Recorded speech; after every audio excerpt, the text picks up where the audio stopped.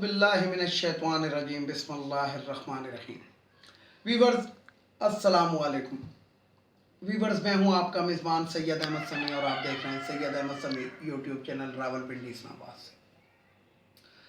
Viewers, सबसे पहले तो मैं आपको बात बताऊं वही इसराइल और फ़लस्तीन के बारे में कि जैसे हमास ने बहुत बड़ी कामयाबी हासिल की और हमास के पीछे जिन 3 मुल्कों का नाम लिया जा रहा है उसमें खुशकिस्मती से और हमारा इस चीज़ से हमारा सर फ़ख्र से बुलंद हो जाता है कि पाकिस्तान का नाम भी लिया जाता है कि हमास की कामयाबी के अंदर ईरान, पाकिस्तान और तुर्की का बहुत बड़ा अमल दखल था और इसराइल को घुटने टेकने पर मजबूर किया। और जो इसराइल का वज़ीर आज़म कहता था ना कि हम किसी सूरत में बंद नहीं करेंगे, बमबारी बंद नहीं करेंगे, ना सिर्फ उसको बमबारी भी बंद करनी पड़ी बल्कि बहुत कुछ अंदर खाना, क्योंकि इन्होंने खुफिया मुज़ाकरात फिर हमास के साथ किए। और डर जो था इसराइल को वो ये था कि अगर इसके अंदर हज़बुल्लाह जो अभी थोड़ी सी इन्वाल्व हुई थी, अगर हज़बुल्लाह इसके अंदर इन्वाल्व होती तो सैदून में जो हाल किया था हज़बुल्लाह ने इसराइल का, तो ये तो फिर फ़लस्तीन था और फ़लस्तीन के अंदर अवाम भी उसके ख़िलाफ़, यानी कि फ़लस्तीनी अवाम, और फिर उधर से हज़बुल्लाह और फिर शाम की गोलान की जो पहाड़ियाँ हैं जिस पे इसने ग़ासबाना कब्ज़ा किया हुआ और शाम भी उनको तिलमिलाता रहता है उनको देख देख के। और फिर उसके बाद तुर्की, पाकिस्तान और ईरान की एंट्री अगर हो जाती तो जिसे कहते हैं कि इसराइल को एक ना एक दिन तो खैर इसको सफ़े हस्ती से मिटना ही है। और मेरा ख़्याल है कि वो अपने पैर पे बहुत कुल्हाड़ी मार चुका था। लेकिन यहाँ पे फिर मैं वो वाली बात करूँगा कि शर्म का मुकाम है उन अरबों के लिए, उन अरब रियासतों के लिए, उन ताकतवर अरब मुल्कों के लिए, क्योंकि जिन 3 मुल्कों का नाम लिया गया हमास के और फ़लस्तीन के बारे में कि इन्होंने फ़लस्तीन का और बहुत ज़्यादा साथ दिया, उसके अंदर कोई भी अरब मुल्क शामिल नहीं है।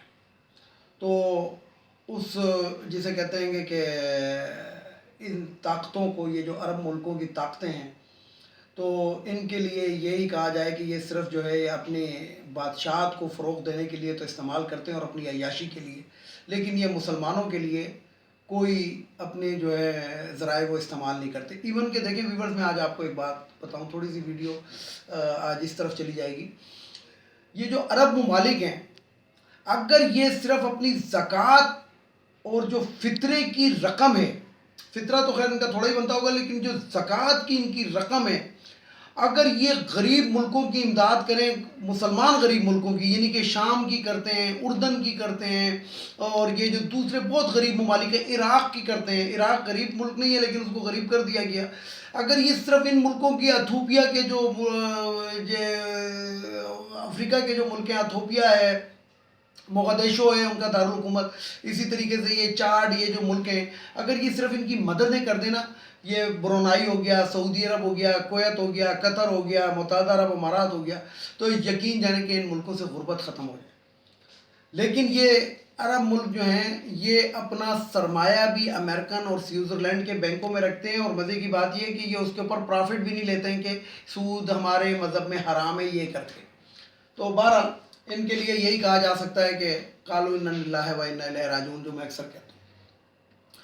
अब ज़रा सी बात करते हैं पाकिस्तान के बारे में। खुशखबरी ये है कि आज आपको पता होगा कि वज़ीर आज़म ने K2 का इफ्तिताह कर दिया, यानी कि आज नेशनल ग्रिड के अंदर 2 बजे के बाद 1100 मेगावाट बिजली शामिल कर दी गई नेशनल ग्रिड के अंदर। और जो हमारा शॉर्ट फॉल है गर्मियों के अंदर वो 1800 से 1900 मेगावाट होता है। तो जिसे कहते हैं कि ये आज ये बहुत बड़ा इस मौजूदा हुकूमत को वो जाता है, क्रेडिट जाता है कि आज K2 का इफ्तिताह का। और मज़े की बात यह है कि ये बहुत ही सस्ती बिजली बनेगी। सस्ती बिजली से मुराद ये है कि ये एटमी बिजली घर है, और एटमी बिजली घर के अंदर आपको पता है कि बहुत ही माइनर से पैसे यानी कि ख़र्च होते हैं, और उसके अंदर एक बहुत बड़ी 1100 मेगावाट कोई छोटी बिजली। और 1100 मेगावाट के बाद मैं आपको बताऊं कि अगले 7 महीने में एक और भी एटमी बिजली घर का इफ्तिताह हो जाएगा और वो काम शुरू कर देगा। तो ये एक बहुत बड़ी खुशखबरी थी पाकिस्तान के लिए और पाकिस्तान के अवाम के लिए, क्योंकि गर्मियों के अंदर اور ہو سکتا ہے نہیں بلکہ حکومت نے اعلان بھی کیا ہے کہ ہم بجلی کو اب سستا کرنا شروع کریں گے. مہنگا تو پچھلی حکومتوں کی وجہ سے ہوا تھا جو انہوں نے معاہدے کیے تھے اور سبسڈیز دیتے تھے, اور سبسڈیز بھی عوام کو کیسے دیتے تھے؟ مزید ملکوں سے قرضہ لے کے, IMF سے اور دوسرے ملکوں سے قرضہ لے کے عوام کو سبسڈی دیتے تھے. تو جو جاہل لوگ ہوتے ہیں وہ سبسڈی کو سمجھتے ہیں کہ وہ مطلب وہی والی جو ان لوگوں کی بات ہے کہ کھاندہ ہے تو کھلاندہ بھی تو ہے. تو کھلاتا جو تھا وہ قرضے لے کر تھا, اور قرضوں کی آدھی رقم جو تھی وہ کھا جاتا تھا, اور وہ جا کے سوئٹزرلینڈ کے اندر پکنکیں مناتے تھے اور لندن کے اندر فلیٹ خریدتے تھے. تو بہرحال یہ بات تھی, یہ میں نے آپ کو بتانی تھی کہ آج یہ خوشخبری تھی. اب ذرا سا آتے ہیں جسے کہتے ہیں سیاست کی جانب. یہ تو سیاست نہیں ہے, سیاست کی طرف آتے ہیں. تو سیاست یہ ہے کہ یہ جو جہانگیر خان ترین نے ایک گروپ بنایا, تو میں ذاتی طور پہ میں نے ابھی تک اس موضوع پہ کوئی اپنی ویڈیو کے اندر کسی بھی ویڈیو کے اندر بات نہیں کی, لیکن میں آپ کو بتاؤں کہ یہ شرم کا مقام ہے جہانگیر ترین کے لیے.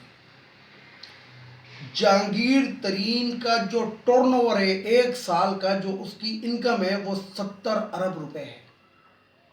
ایک سال کے اندر وہ اپنی مل, اپنی زرعی زمینوں, اپنی فیکٹریوں سے 70 ارب روپے کماتا ہے, اور گھپلا کتنے کا ہے؟ 7 کروڑ روپے کا.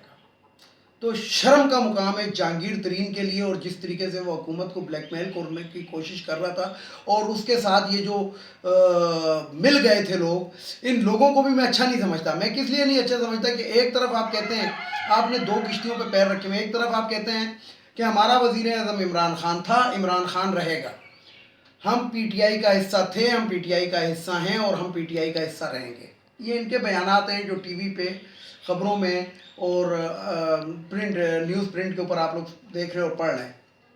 لیکن بات یہ ہے کہ یہ پالیسی کیا ہے, یہ چاہتے کیا ہے؟ یہ چاہتے کیا ہیں؟ مال بچاؤ, کھال بچاؤ اور جائیداد بچاؤ, اور ان کا کوئی وہ نہیں ہے. یعنی کہ یہ جو آج وزیر اعلیٰ پنجاب سے جو ان کے گروپ نے ملاقات کی اور دہرانے کے اندر مرغا شرغا بھی کھایا ہوگا, تو وہ کہتے ہیں جی ہم عوام کے لیے. یار عوام کے لیے کیا مطلب ہے؟ آپ عوام کے لیے کون سا ریلیف آج بازار سے لے کے جائیں گے؟ کیا وہاں پہ آٹا جو ہے وہ 5 روپے کلو ہو جائے گا ان علاقوں میں؟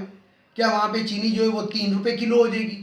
کیا وہاں پہ مرغی کا گوشت جو ہے وہ مفت ملنا شروع ہو جائے گا چوزے کے ریٹ کے اوپر؟ تو یہ سب بکواس ہے, یہ کھانے پینے کے طریقے ہیں. اور بڑا شرم کا مقام ہے کہ پاکستان تحریک انصاف کے ٹکٹ کے اوپر جو لوگ منتخب ہو کر آئے یا بعد میں ملے پاکستان تحریک انصاف کے ساتھ, اور تحریک انصاف اس سیاسی پارٹی کا نام ہے, اور اس کے اندر بیٹھ کے آپ اس طرح کی جو پرانی روایات ہیں ان کو اگر آپ برقرار رکھتے ہیں, جس طریقے سے وہ نون لیگ کی حکومت میں, اور اس میں نوازا جاتا تھا کھاندہ ہے تو کھلاندہ بھی تو ہے. یعنی کہ نواز شریف صاحب نے جو تھے قرضے آتے تھے دوسرے ملکوں سے قرضے لیے, آدھے اپنے بینکوں میں گئے, اور جناب نسوار کی پڑیاں ان کو بھی بانٹ دی, اور یہ لوگ بڑے خوش رہتے تھے.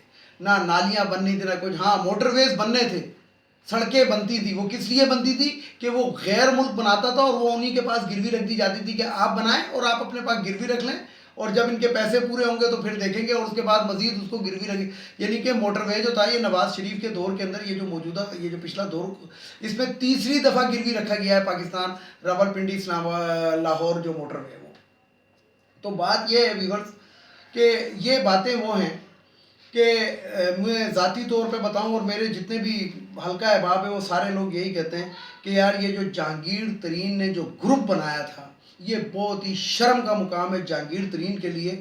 اور میں نے اپنے ذرائع سے یہ بات معلوم کی ہے, 70 ارب کیا اس کا ٹرن اوور ہے گا ایک سال کا. 70 ارب کے اندر تم کرپشن کر رہے ہو 7 کروڑ کی, تو تمہیں تو ڈوب مرنا چاہیے جہانگیر ترین. اور تمہارا اتنا خوبصورت بیٹا, یعنی کہ جسے کہتے ہیں کہ وہ نواز شریف کے بیٹے ہیں جن کی تصویریں بھی دیکھنے سے گھن آتی ہے, اتنا خوبصورت بیٹا, اور تم نے اس کو بھی اپنی لائن پر لگا دیا. چاہیے تو یہ تھا کہ اس بیٹے کے نام پہ جب اتنی دولت اور جائیداد تھی تو اس کو کہتے کہ بیٹے آپ اس طریقے سے کام کیجیے گا, یہ کیجیے گا, وہ کیجیے گا, لوگوں کی خدمت کی. آپ لوگوں کی خدمت نہیں بلکہ لوگوں کی جیبوں پہ آپ ڈکیتیاں مار. کتنا بہترین آپ کے پاس موقع تھا جہانگیر ترین صاحب, رمضان کے مہینے کا آپ اپنے شوگر ملوں سے چینی جو تھی وافر مقدار میں صرف یوٹیلٹی سٹوروں پہ دے دیتے کہ حکومت نے سبسڈی دی ہے 67 روپیز کلو پہ، میں مزید 10 روپے کی سبسڈی دے کے 60 روپے کلو کے اوپر یہ چینی عوام تک ہم پہنچائیں، ہم 7 روپے ہم برداشت کریں گے۔ 70 ارب کا آپ کا ٹرن اوور ہے، اور اگر آپ یہ یوٹیلٹی سٹور پہ 6-7 ارب روپے کی چینی جو تھی وہ دے دیتے تو آپ کی اس دولت پہ کوئی فرق نہیں پڑنا تھا۔ یعنی کہ وہ انڈیا کی ایک فلم آئی تھی 3 ایڈیٹ، اس کے اندر وہ جو پروفیسر صاحب ہوتے ہیں وہ دونوں کو بٹھا کے کوئی زیرو ڈالتے ہیں تو کہتے ہیں یہ 2 زیرو یا 4 زیرو ہٹنے سے وہ جو بڑا ایڈیٹ تھا عامر خان، اس کے باپ کی اس پہ کوئی اثر نہیں پڑنا تھا۔ تو وہی والی بات ہے کہ 70 ارب میں سے 1 زیرو یا 2 زیرو ہٹنے سے جہانگیر ترین خان صاحب آپ کی دولت کے اوپر کوئی فرق نہیں پڑنا تھا۔ لیکن بات یہی ہے کہ مسلمانوں کا پیٹ بھرے تو کون بھرے۔ ویورز، آج آپ کو میں ایک بات بتاؤں کہ پاکستان کے اندر ایک دنیا کا جو اعداد و شمار اور سروے اس کے مطابق پاکستان میں سب سے زیادہ حاجی ہیں، یعنی کہ حج کرنے والے لوگ سب سے زیادہ پاکستان میں ہیں۔ اب ان حاجیوں کو آپ دیکھیں، بڑا جو ٹھیکیدار ہوگا اس کے نام کے ساتھ لکھا ہوگا حاجی دلاور خان، جس فلور مل پہ چلے جائیں حاجی فلانا، حاجی گلزار، حاجی فلانا، کسی کپڑے کے مل پہ چلے جائیں حاجی، جس جگہ پہ بھی جائیں فلور مل پہ جائیں حاجی۔ اور کرتوت ان کے دیکھیں، یعنی کہ جو ہمارے حاجی صاحب جو سڑک بناتے ہیں نا، سڑک ٹھیکہ لے کے، وہ سڑک جو ہوتی ہے 6 سے 7 مہینے کے بعد بارش کے اندر خراب ہو جاتی ہے۔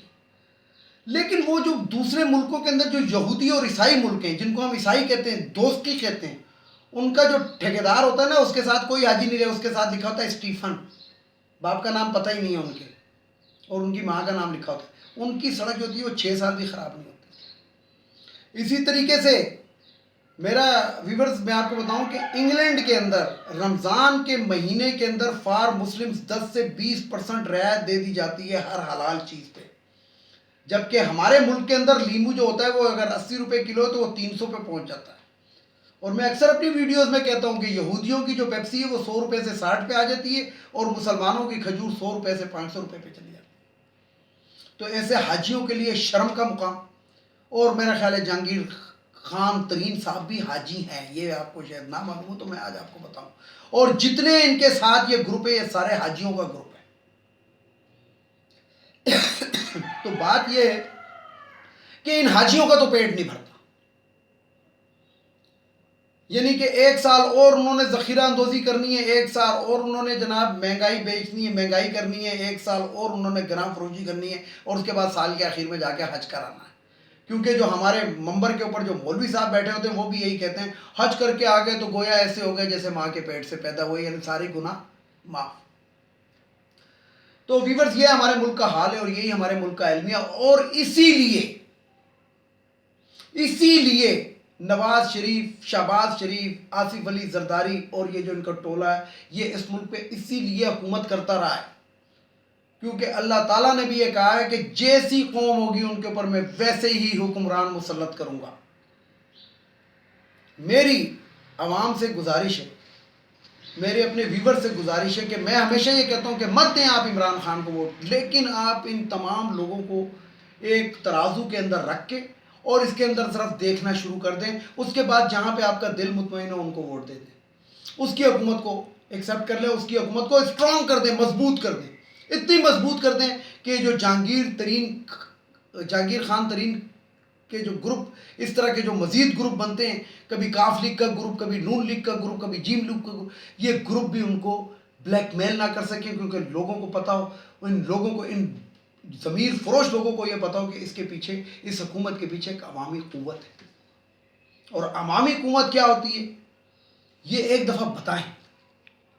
تو ویورز، یہ کچھ باتیں تھیں جو میں نے آپ کے ساتھ کرنی تھی، انشاءاللہ کل آپ سے دوبارہ مخاطب ہوں گے، کیونکہ جس طریقے سے یہ سیاسی صورتحال جو لمحہ بہ لمحہ تیر ہو رہی ہے، تو ہو سکتا ہے کہ جلدی جلدی ویڈیوز بھی ریلیز کرنی پڑیں، لیکن ابھی تک تو میں اپنی روٹین کے مطابق ہوں، بہرحال دیکھتے ہیں۔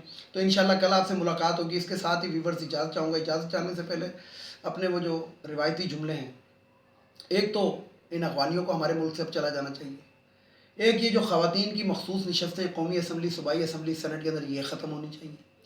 ایک وہ جو ہمارا ایک بھگوڑا 3 دفعہ کا وزیر اعظم اور موجودہ اشتہاری جو انگلینڈ گیا ہوا ہے، وہ کب آئے گا اور اپنے ساتھ اسحاق ڈار کو کب لے کر آئے گا.